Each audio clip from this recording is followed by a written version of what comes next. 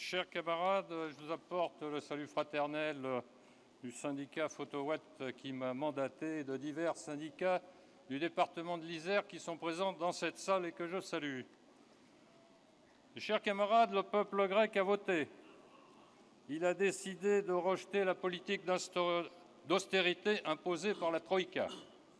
Cette onde de choc s'est répandue dans toute l'Europe et a fait une première victime en France, le médiatique banquier M. Mathieu Pigasse.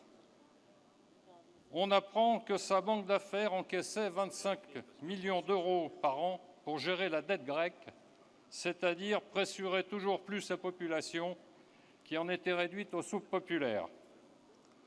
Chez nous, un banquier d'affaires qui gagnait 1 million d'euros par an est devenu ministre des Finances. Il entend libérer l'économie, en clair, déréglementer et encore plus. Il veut nous imposer des reculs sociaux, notamment le travail du dimanche.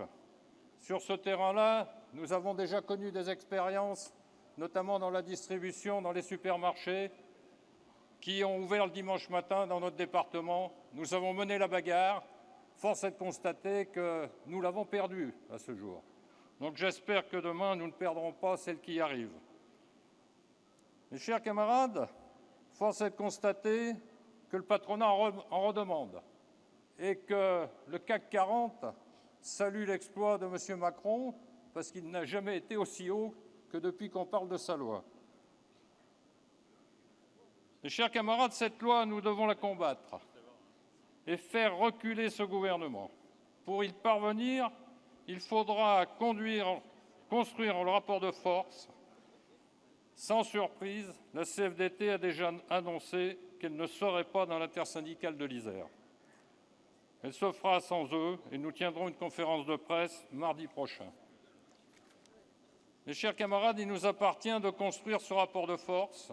Ce ne sera pas facile dans ce contexte de chômage qui freine beaucoup d'ardeur. Mais il nous faudra réussir à faire plier ce gouvernement en évitant l'écueil du syndicalisme rassemblé et des journées d'action qui n'ouvrent pas de perspective. Mes chers camarades, il nous faudra peut-être un peu de patience. Notre organisation est aujourd'hui incontournable. Cela malgré le piège de la représentativité que l'ensemble de nos structures et nos militants ont su déjouer en affichant des résultats électoraux remarquables, aussi bien dans le public que dans le privé.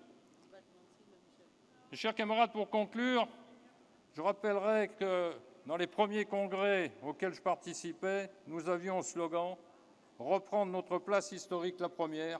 C'est aujourd'hui à portée de main pour l'ensemble des générations présentes à ce congrès. Je voterai le rapport moral et financier. Merci, mes chers camarades.